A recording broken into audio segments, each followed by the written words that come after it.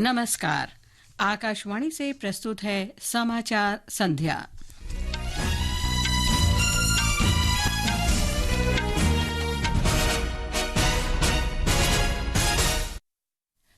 प्रधानमंत्री नरेंद्र मोदी ने G20 शिखर सम्मेलन से अलग फ्रांस, जर्मनी, कनाडा, तुर्की सहित विभिन्न देशों के राष्ट्र प्रमुखों और अफ्रीकी संघ के अध्यक्ष के साथ द्विपक्षीय बैठक की।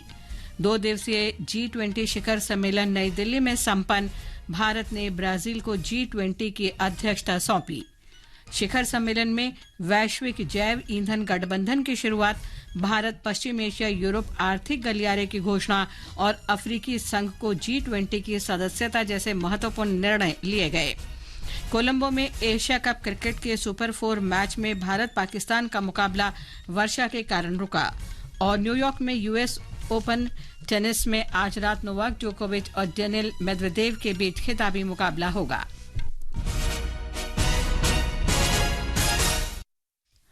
समाचार संध्या के साथ मैं लवली निगम। प्रधानमंत्री नरेंद्र मोदी ने G20 शिखर सम्मेलन के दौरान अलग से आज नई दिल्ली में फ्रांस, जर्मनी, तुर्की, कनाडा, दक्षिण कोरिया के राष्ट्र प्रमुखों तथा अफ्रीकी संघ के अध्यक्ष के साथ द्विपक्षीय बैठकें की। प्रधानमंत्री नरेंद्र मोदी और फ्रांस के राष्ट्रपति इमैनुअल मैक्रों ने द्विपक्षीय संबंधों में प्रगति के आकलन और समीक्षा की। बैठक के बाद जारी संयुक्त वक्तव्य के अनुसार दोनों नेताओं ने क्षेत्रीय और वैश्विक चुनौतियों से निपटने के लिए सहयोग बढ़ाने की आवश्यकता पर बल दिया। दोनों पक्षों ने उथल-पुथल के इस दौर में वैश्विक व्यवस्था को नया रूप देने के लिए वसुधैव कुटुंबकम का संदेश आगे बढ़ाते हुए सामूहिक रूप से अच्छाई की ताकत के तौर पर काम करने के प्रति अपनी अटूट वचनबद्धता दोहराई। राष्ट्रपति मैक्रों ने चंद्रयान अभियान की सफलता पर प्रधानमंत्री मोदी को बधाई दी। दोनों नेताओं ने अत्याधुनिक रक्षा प्रौद्योगिकी और प्लेटफॉर्मों के डिजाइन, विकास, परीक्षण और निर्माण में भागीदारी के माध्यम से रक्षा सहयोग को और मजबूत करने तथा भारत में उत्पादन बढ़ाने के प्रति अपनी वचनबद्धता दोहराई। भारत प्रशांत क्षेत्र और अफ्रीका में भारत फ्रांस भागीदारी के बारे में भी चर्चा की गई। प्रधानमंत्री ने तुर्की के राष्ट्रपति रिसेप तैयप एर्दोआन के साथ बैठक की। तुर्की के राष्ट्रपति ने कहा कि भारत ने एक पृथ्वी, एक परिवार, एक भविष्य के विचार पर सफलतापूर्वक G20 का संचालन किया है। उन्होंने सुरक्षा परिषद में भारत की स्थायी सदस्यता का समर्थन किया। कोमोरोस और अफ्रीकी संघ के अध्यक्ष अजाली असोमनी ने प्रधानमंत्री को अफ्रीकी संघ को G20 का स्थायी सदस्य बनाने के लिए बधाई दी। दोनों नेताओं ने व्यापार, निवेश और नौवहन जैसे क्षेत्रों में भारत और कोमोरोस के संबंधों को आगे बढ़ाने पर चर्चा की। प्रधानमंत्री नरेंद्र मोदी ने कनाडा के प्रधानमंत्री जस्टिन ट्रूडो के साथ द्विपक्षीय वार्ता की। कनाडा के प्रधानमंत्री ने संवाददाताओं से कहा कि भारत दुनिया में महत्वपूर्ण अर्थव्यवस्था है और कनाडा का बड़ा भागीदार है। प्रधानमंत्री मोदी के साथ द्विपक्षीय वार्ता के बाद जर्मनी के चांसलर ओलफ शोल्स ने कहा कि भारत और जर्मनी स्वच्छ ऊर्जा, नवाचार और पृथ्वी को बेहतर ग्रह बनाने के लिए मिलकर काम करना जारी रख सकते हैं। प्रधानमंत्री मोदी ने दक्षिण कोरिया के राष्ट्रपति यून सुक योल के साथ भी बैठक की। भारत की अध्यक्षता में 18वां G20 शिखर सम्मेलन आज सफलतापूर्वक संपन्न हो गया। समापन समारोह में प्रधानमंत्री नरेंद्र मोदी ने ब्राजील के राष्ट्रपति लुला डी सिल्वा को G20 की अध्यक्षता का प्रतीक सौंपा। इस अवसर पर श्री मोदी ने बधाई देते हुए विश्वास व्यक्त किया कि ब्राजील की अध्यक्षता में G20 का ये वैश्विक मंच साझा लक्ष्यों को प्राप्त करने में सफल होगा। मैं ब्राजील के राष्ट्रपति और मेरे मित्र लुला डी सिल्वा को हार्दिक शुभकामनाएं देता हूं और मैं उनको प्रेसिडेंसी का गेवल सौंपता हूं। श्री मोदी ने नवंबर के अंत में इस शिखर सम्मेलन के एजेंडा की प्रगति की समीक्षा के लिए एक वर्चुअल सत्र का सुझाव भी दिया।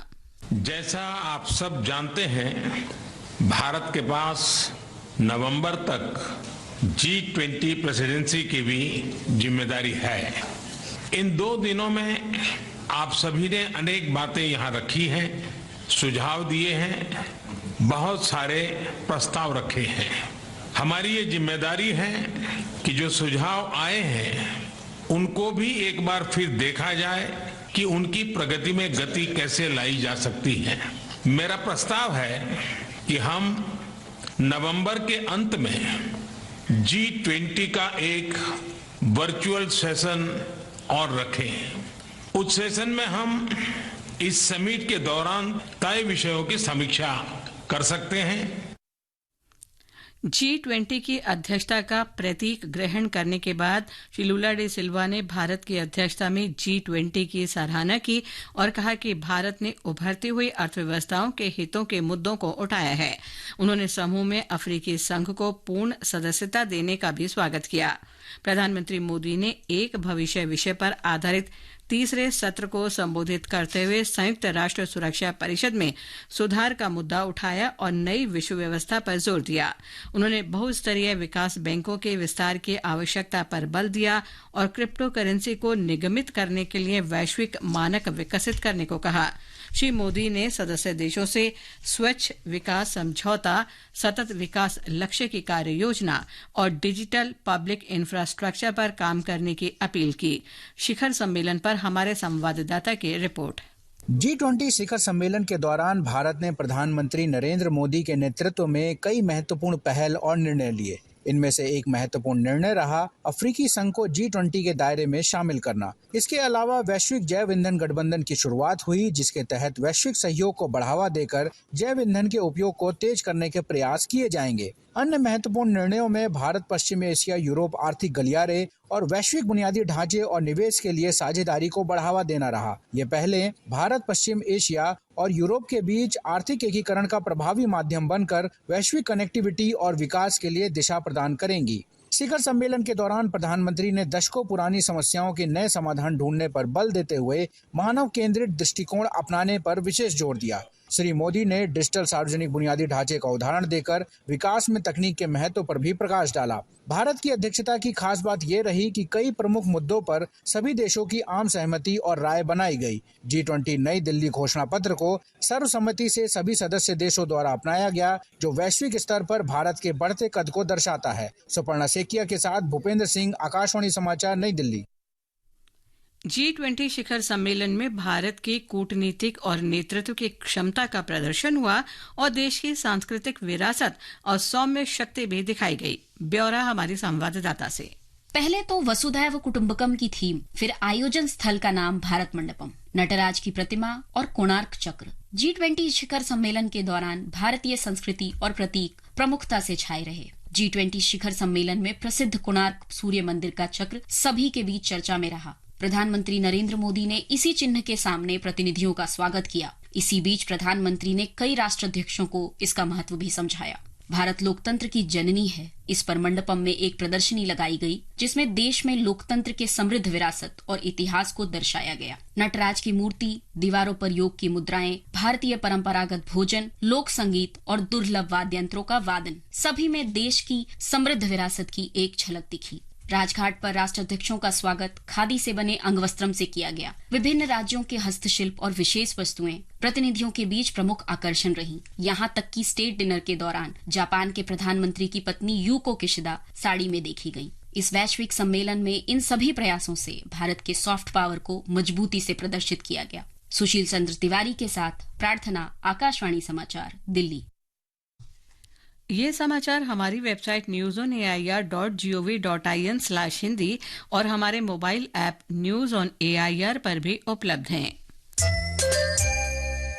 सुनो गीता, बड़ी ठंड लग रही है, जल्दी से रजाई लाओ। अरे, आपको तो बुखार है। कपकपी के साथ बुखार मलेरिया हो सकता है। आपको रजाई से ज्यादा डॉक्टर की जरूरत है। जी हाँ, बुखार, कपकपी, सिर दर्द, बदन दर्द, मचली और उल्टी आना मलेरिया के लक्षण हैं। देर न करें, तुरंत निकटतम स्वास्थ्य केंद्र या अस्पताल जाएं, खून की जांच कराएं और पूरा इलाज मुफ्त पाएं। जब कपकपी बुखार सताए, मलेरिया की जांच कराएं। स्वास्थ्य एवं परिवार कल्याण मंत्रालय, भारत सरकार द्वारा जनहित में जारी। ये आकाशवाणी है।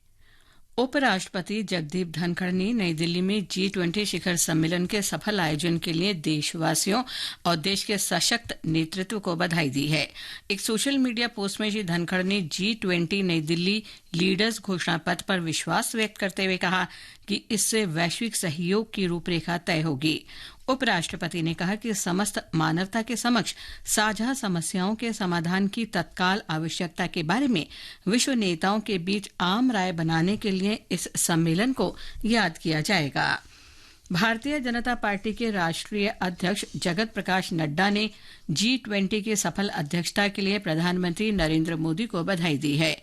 एक सोशल मीडिया पोस्ट में श्री नड्डा ने सम्मेलन में नई दिल्ली घोषणा पत्र को स्वीकार किए जाने पर प्रसन्नता व्यक्त की। उन्होंने कहा कि एक महत्वपूर्ण उपलब्धि है जिसमें भू राजनीति और जलवायु जैसे प्रासंगिक मुद्दों पर विश्व की प्रमुख शक्तियों के बीच सर्वसम्मति बनी है। भारतीय उद्योग परिसंघ CII ने भी G20 सम्मेलन के माध्यम से रणनीतिक और विभिन्न मुद्दों पर प्रमुख वैश्विक निर्णय लेने के लिए प्रधानमंत्री नरेंद्र मोदी को बधाई दी है। CII अध्यक्ष R दिनेश ने नई दिल्ली घोषणा पत्र पर जारी बयान में कहा कि G20 की भारतीय अर्थव्यवस्था में वैश्विक आर्थिक मुद्दों पर प्रभावी निर्णय लिए गए हैं। सूचना और प्रसारण सचिव अपूर्व चंद्रा ने कहा कि आकाशवाणी समाचार और दूरदर्शन ने G20 शिखर सम्मेलन की कवरेज का सराहनीय कार्य किया है। DD न्यूज से बातचीत में श्री चंद्रा ने कहा कि दूरदर्शन ने अल्ट्रा हाई डेफिनेशन 4K प्रसारण प्रौद्योगिकी वाले कैमरों के माध्यम से विश्व भर के दर्शकों को सम्मेलन का सजीव प्रसारण दिखाया। मेहनत तो सभी ने की और दूरदर्शन और ऑल इंडिया रेडियो उन्होंने भी बहुत मेहनत करी। इस बार पहली बार दूरदर्शन ने 4K के अंदर ट्रांसमिशन किया है। ये भी मेरे को लगता है जैसे कि एशियाड के अंदर एक कलर ट्रांसमिशन शुरू हुआ था हमारे देश में, उस तरह से 4K का ट्रांसमिशन की शुरुआत है। आज तक दूरदर्शन जो करता आ रहा था वो HD ट्रांसमिशन कर रहा था, पर अब पहली बार 4K ट्रांसमिशन हुआ है और ये पूरे विश्व में गया है। आकाशवाणी समाचार से बातचीत करते हुए प्रसार भारती के मुख्य कार्यकारी अधिकारी गौरव द्विवेदी ने बताया कि दूरदर्शन ने G20 सम्मेलन के लिए 80 से अधिक कैमरे लगाए थे और 350 से अधिक कर्मचारियों को तैनात किया गया था। उन्होंने बताया कि अंतर्राष्ट्रीय मीडिया को उनकी आवश्यकता के अनुसार फुल HD और 4KD उपलब्ध कराई गई। पहली बार प्रसार भारती द्वारा पूरा कवरेज UHD में किया गया और देश विदेश के जो हज़ारों की संख्या में मीडिया ऑर्गेनाइजेशंस इस सम्मेलन को कवर कर रहे थे, उन्हें उनकी रिक्वायरमेंट के अनुसार फुल HD में, 4K में या HD में, जैसा उन्होंने चाहा, ये पूरी फीड हमारे द्वारा उनको उपलब्ध कराई गई। ब्रिटेन के प्रधानमंत्री ऋषि सुनक और उनकी पत्नी अक्षता मूर्ति ने आज सुबह दिल्ली में अक्षरधाम मंदिर में भगवान स्वामीनारायण के दर्शन किए। मंदिर में पारंपरिक हिंदू तरीके से माला पहनाकर माथे पर टीका लगाकर उनका स्वागत किया गया। मंत्रोच्चारण के साथ उनके हाथ में रक्षा सूत्र भी बांधा गया। मंदिर में वो करीब 45 मिनट तक रुके। ये समाचार आकाशवाणी से प्रसारित किए जा रहे हैं। ताज़ा समाचार जानने के लिए आप हमारे Twitter handle @AIR news Hindi को फॉलो कर सकते हैं। पानी या ईंधन के निरंतर प्रवाह के बिना जिंदगी नहीं चल सकती। वैसे ही समयबद्ध तरीके से दिया हुआ आपका एडवांस टैक्स देश के विकास में एक महत्वपूर्ण योगदान देता है। ये आपके द्वारा दिया हुआ एडवांस टैक्स ही है जो देश की प्रगति को एक नई गति दे रहा है और देश के इंफ्रास्ट्रक्चर को विस्तृत और मजबूत बना रहा है। अपने एडवांस टैक्स की दूसरी किश्त 15 सितंबर तक जमा करवा के आप भी देश के विकास में अपना योगदान दें। अधिक जानकारी और टैक्स पेमेंट के लिए www.incometax.gov.in पर लॉग ऑन करें। प्रत्येक आयकरदाता एक राष्ट्र निर्माता। ये आकाशवाणी है। एशिया कप क्रिकेट में आज कोलंबो के प्रेमदासा अंतर्राष्ट्रीय क्रिकेट स्टेडियम में सुपर 4 के तीसरे मैच में भारत और पाकिस्तान के बीच मुकाबला बारिश के कारण रद्द हो गया है। अब ये मैच कल खेला जाएगा। अमेरिकी ओपन टेनिस के पुरुष सिंगल्स फाइनल में विश्व के नंबर 2 खिलाड़ी नोवाक जोकोविच का सामना तीसरी वरीयता प्राप्त दानिल मेदवेदेव से होगा। ये मुकाबला भारतीय समयानुसार आज रात 1:30 बजे से खेला जाएगा। अंत में मुख्य समाचार एक बार फिर। प्रधानमंत्री नरेंद्र मोदी ने G20 शिखर सम्मेलन से अलग फ्रांस, जर्मनी, कनाडा, तुर्की सहित विभिन्न देशों के राष्ट्र प्रमुखों और अफ्रीकी संघ के अध्यक्ष के साथ द्विपक्षीय बैठक की। 2 दिवसीय G20 शिखर सम्मेलन आज नई दिल्ली में संपन्न। भारत ने ब्राजील को G20 की अध्यक्षता सौंपी। शिखर सम्मेलन में वैश्विक जैव ईंधन गठबंधन की शुरुआत, भारत पश्चिम एशिया यूरोप आर्थिक गलियारे की घोषणा और अफ्रीकी संघ को G20 की सदस्यता जैसे महत्वपूर्ण निर्णय लिए गए। कोलंबो में एशिया कप क्रिकेट के सुपर 4 मैच में भारत और पाकिस्तान के बीच मुकाबला वर्षा के कारण रुका। इसके साथ ही समाचार संध्या का ये अंक समाप्त हुआ। नमस्कार।